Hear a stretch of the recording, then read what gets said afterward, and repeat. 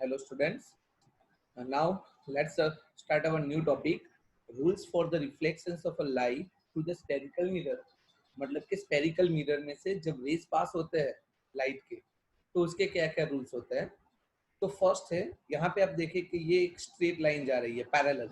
ये हमने last video में दिखाया था आपको कि ये है प्रिंसिपल एक्सिस. ये है प्रिंसिपल एक्सिस. तो अगर कोई रेज हम प्रिंसिपल एक्सिस को पैरेलल इंसिडेंट करते हैं ना, तो वो after reflection it is passing from focus. तो ये रूल्स याद रखेंगे.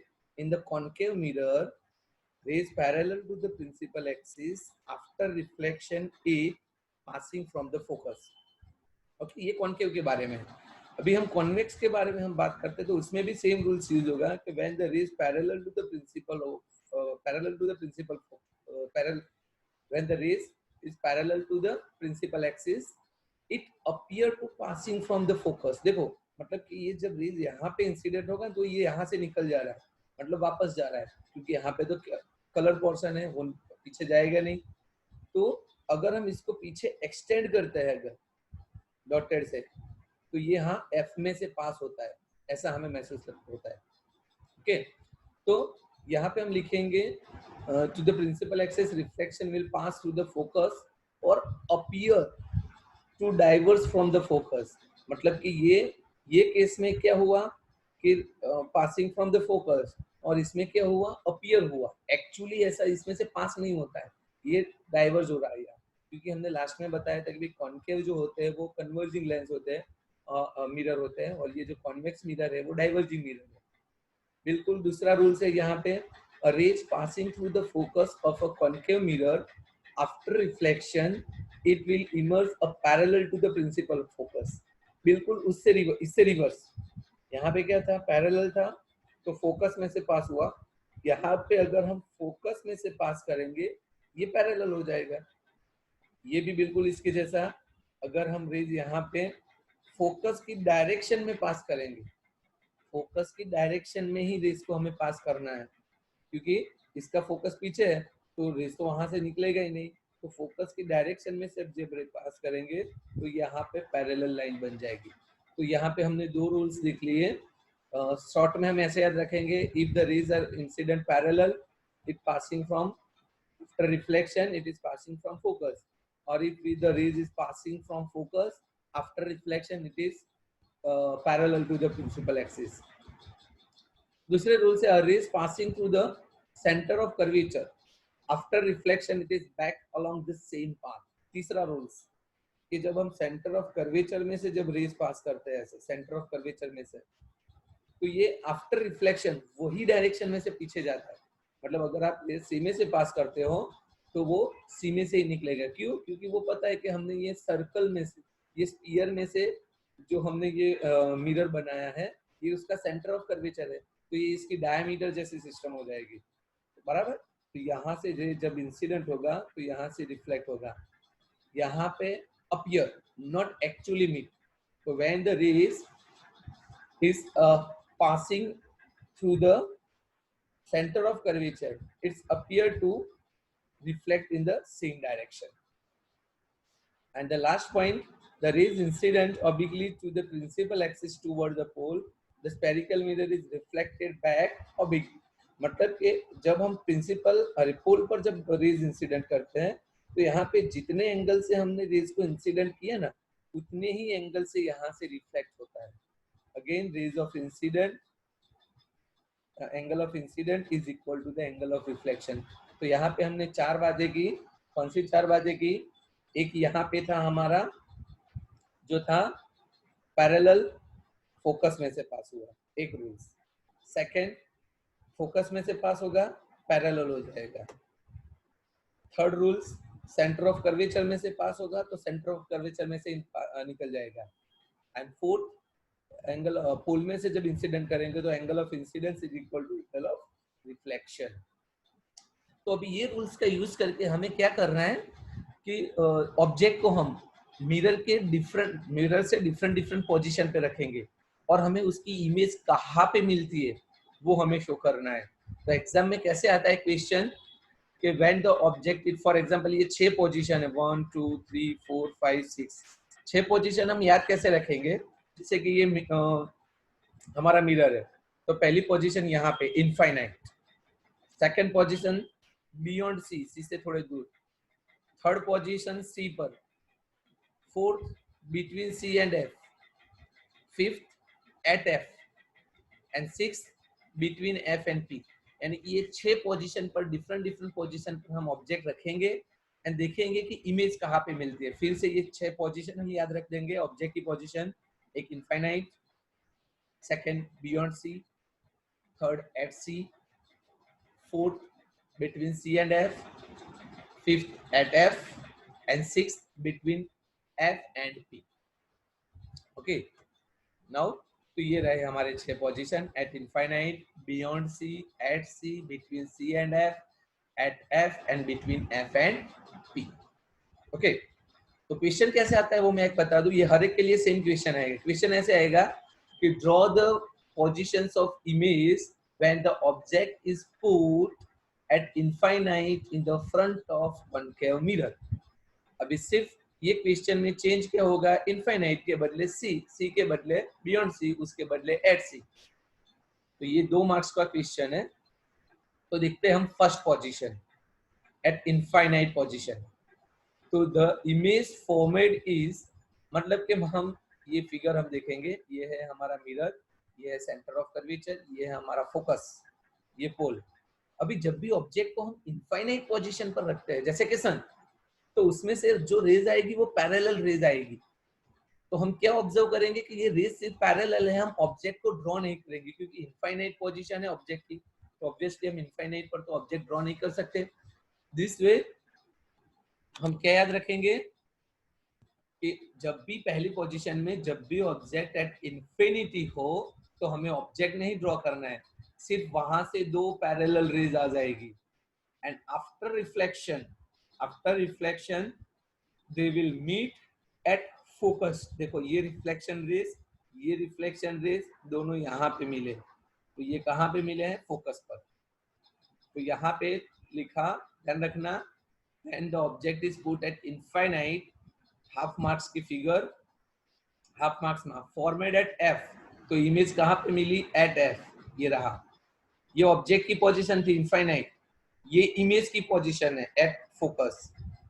फिर ये उल्टा मिला है हमें, देखो, तो यहाँ पे लिखेंगे रियल एंड इन्वर्टेड। एक्चुअली हमें किसी को डॉटेड नहीं करना पड़ा, आफ्टर रिफ्लेक्शन रेज ऑटोमेटिकली मिल गए। तो जब भी रेज ऑटोमेटिकली मिल जाते हैं, कन्वर्जिंग रेज होते हैं, तो हमें समझना है कि ये रियल इमेज है, एंड रियल ऑलवेज इन्वर्टेड।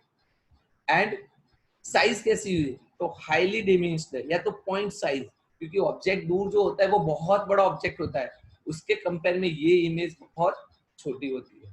तो ये था हमारा फर्स्ट पोजीशन एट इनफाइनाइट। तो याद रखेंगे इमेज मिलेगी फोकस पर, real and inverted, highly diminished, very small. ये सेकंड पोजीशन है जो कि है बियॉन्ड सी। हमने बताया था कि ये सी है, तो यहाँ पे हमने ऑब्जेक्ट को रखा है बियॉन्ड सी। तो हम आगे देखा, हमने 4 रूल्स देखे थे रेस के लिए।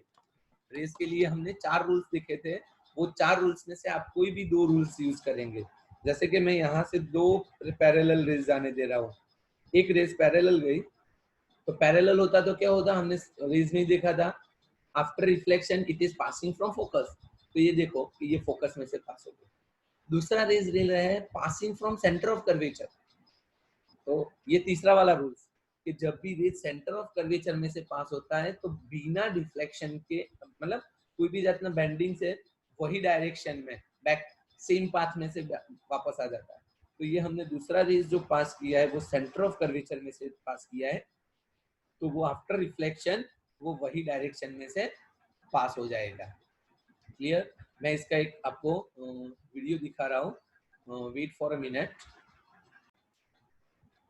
ओके, तो ये एक वीडियो है, जस्ट आप देखें कैसे हो रहा है। मतलब कि ये हमने ऑब्जेक्ट को पुट किया है बियॉन्ड सी। दूसरा केस है कि जब हम ऑब्जेक्ट को बियॉन्ड सी पर रखेंगे। ओके, अभी ये टॉप है, एक्चुअली तो इसमें से बहुत सारे रेज पास होते हैं, ऐसे एक पॉइंट में से मिलियंस ऑफ रेज पास होते हैं, बट इमेज को ऑब्टेन करने के लिए सारे रेज पास करने की जरूरत नहीं है। हमने आगे के केस में दिखाया सिर्फ दो रेज हमें जरूरी है, तो एक रेज हम पास कर रहे हैं parallel to principal focus, after reflection it is passing from focus. Parallel एक रेज हमने पास किया parallel to principal axis, after reflection it is passing from the focus.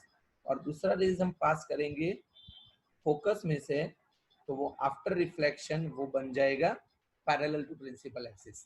तो यहाँ पे आफ्टर द रिफ्लेक्शन, ये दोनों रिफ्लेक्शन रेज है, तो रिफ्लेक्शन के बाद वो ऑटोमेटिकली मिल गए। जब भी ऑटोमेटिकली मिलते हैं तो रियल इमेज, याद रखना, जब भी रेज आफ्टर रिफ्लेक्शन वो ऑटोमेटिकली मिलते हैं तो वो हो गया है रियल इमेज। और ये मिला बिटवीन हमें C and F, C and F के बीच में मिला है हमें, और ये रहा इसका इंटरसेक्शन पॉइंट। तो यहाँ से हम क्या करेंगे, ये इमेज ड्रॉ कर देंगे। ओके, फिर से एक बार हम देख लेंगे कि भाई पैरेलल फोकस में से पास हुआ, फोकस पैरेलल हुआ आफ्टर।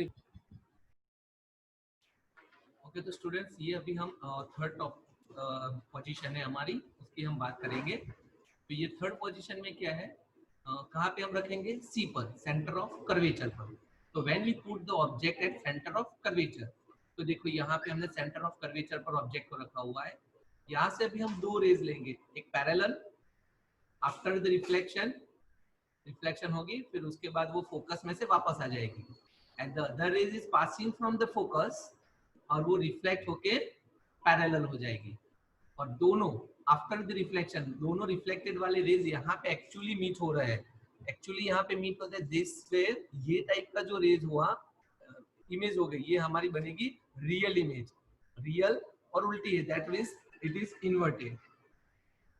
एट सी, मतलब सी पर हमने ऑब्जेक्ट रखा था और सी पर ही मिला है, इसीलिए at C and of the same size of the object, height, image की हाइट जो होगी वो बिल्कुल ऑब्जेक्ट के जैसी ही होगी। Now let's see it with by the video. देखो यहाँ पे हमने ऑब्जेक्ट को सी पर पुट किया हुआ है। ओके, नाउ ये है हमारा ऑब्जेक्ट की हाइट ए सी, और सी पर रखा हुआ है ऑब्जेक्ट को। वैसे तो बहुत मिलियंस ऑफ रेज पास होते हैं, बट हम सारे रेज नहीं लेंगे। For image we need two rays. एक रेज लिया हमने parallel to principal axis, after reflection देखो ये एफ में से पास हो गया। दूसरा रेज लेंगे हम पासिंग फ्रॉम फोकस, और ये जब रिफ्लेक्ट होगा it become a parallel to principal axis. तो पैरेलल था वो एफ में से निकला, एफ में से था वो पैरेलल, तो दोनों रिफ्लेक्टेड रेज जो है वो यहाँ पे हमें मिल गए ये वाले पॉइंट पे, इसीलिए ये रियल इमेज हो गई। नाउ लेट्स सी कि यहाँ पे हम एक इमेज ड्रॉ कर लेंगे, जो कि ये इमेज हो जाएगी हमारी इन्वर्टेड इमेज, इसीलिए हम इसको बोलते हैं रियल एंड इन्वर्टेड। तो रियल क्यों बोलते हैं, because after the reflection rays जो होते हैं ना, रिफ्लेक्टेड रेज वो ऑटोमेटिकली मिल गए, एंड इन्वर्टेड क्योंकि वो जो ऑब्जेक्ट है उससे उल्टा है, इसीलिए हम इसको बोलेंगे इन्वर्टेड। ओके, नाउ तो यहाँ पे हमने देख लिया इमेज की position at C, size of object is equal to size of image, and real and inverted. Now let's talk about the third topic. Okay, ये हो गया थर्ड। अभी हम देखेंगे fourth position. Wait for a minute. तो ये है fourth. Fourth में हमने ऑब्जेक्ट को कहाँ रखना है, between the F and C, that means between the focus and the centre of curvature. तो लेट्स सी, यहाँ पे हमने ऑब्जेक्ट रखा है बिटवीन सी एंड एफ, ये रहा। तो बिल्कुल आगे के जैसे, one ray is going parallel to the principal axis, and after reflection it is passing from the focus. तो ये रहा reflected rays that is passing from the focus, and another rays which is passing from the center of curvature. So that we have discussed in the previous topic, that when the rays is passing from the center of curvature, it is after reflection it is passing from the center of curvature. That means यहाँ पे raise जो है वो centre of curvature में से ही निकला, and after reflection वो centre of curvature में से ही वापस आया, and after reflection both the rays that meet at that point a dash। तो ये हो गई हमारी रियल इमेज। तो रियल क्यों हो गई, बिकॉज रिफ्लेक्शन के बाद वो ऑटोमेटिकली दोनों रेज मिल गए हैं। और यहाँ पे आप देख सकते हैं कि जो ऑब्जेक्ट है उसके कंपेयर में इमेज जो है वो थोड़ी बिगर है, इसीलिए हम लिखेंगे मैग्निफाइड इमेज। पोजीशन कहाँ है, सी से थोड़े दूर है, दैट्स वे इसको हम बोलेंगे बियॉन्ड सी, और ये है रियल एंड इन्वर्टेड। तो half half half and half, half marks for the figure, half marks for the position, half marks for the nature and half marks for the size. ऐसे 2 marks का ये question हमारा हो गया. Okay, now let's see it with the video. आगे जैसे देखा उसी की जैसे हम इसको वीडियो से देखते हैं. तो ये देखो हमारा fourth case, when the object is placed between C and F, यानी हमने यहाँ पे ऑब्जेक्ट को सी एंड एफ के बीच में रखा हुआ है. ये रहा हमारा ऑब्जेक्ट, राइट. नाउ आगे के जैसे बिल्कुल इसके यहाँ से मिलियंस ऑफ पॉइंट निकल सकते हैं, मिलियंस ऑफ रेज निकल सकते हैं, बट फॉर अवर पर्पस, हमारा जो पर्पज है उसमें हमें सिर्फ 2 रेज चाहिए. Okay, 1 ray is going parallel, आपको पता चल गया होगा. पैरेलल होने के बाद ये एफ में से निकलेगा, और जो दूसरा रेज है हम यहाँ पे कोई भी ले ले, चलो फोकस में से निकाला तो वो हो जाएगा पैरेलल. तो ये दोनों रिफ्लेक्टेड, ये जो येलो कलर के दोनों रिफ्लेक्टेड रेज है वो दोनों यहाँ पे इंटरसेक्ट हो गए. तो दोनों रिफ्लेक्टेड इंटरसेक्ट हो गए, यानी हमारी रियल इमेज मिल गई. और यहाँ पे ये हम ऑब्जेक्ट ड्रॉ करेंगे जो कि होगा इन्वर्टेड. ये सीधा है, और यहाँ पे जो हमारी इमेज बनेगी वो हो जाएगी इन्वर्टेड इमेज. तो नेचर इसका हो गया रियल एंड इन्वर्टेड. और साइज कैसी होगी, तो अभी आप देखिए यहाँ पे हम जब इमेज ड्रॉ करेंगे तो ये जो इमेज है उसकी साइज, इमेज की साइज ऑब्जेक्ट की साइज से थोड़ी बिगर है, इसीलिए हम लिखेंगे इट इज मैग्नीफाइड. मैग्नीफाइड नहीं लिखते हो तो बिगर देन द ऑब्जेक्ट, ऐसा भी लिख सकते हैं हम, राइट. नेचर होगा उसका साइज होगी लार्जर देन द ऑब्जेक्ट. कहाँ पे मिला, बियॉन्ड सी. और नेचर होगा real and inverted. Okay students, तो नाउ अभी हम दूसरी बात नेक्स्ट वीडियो में हम करेंगे. Till then bye.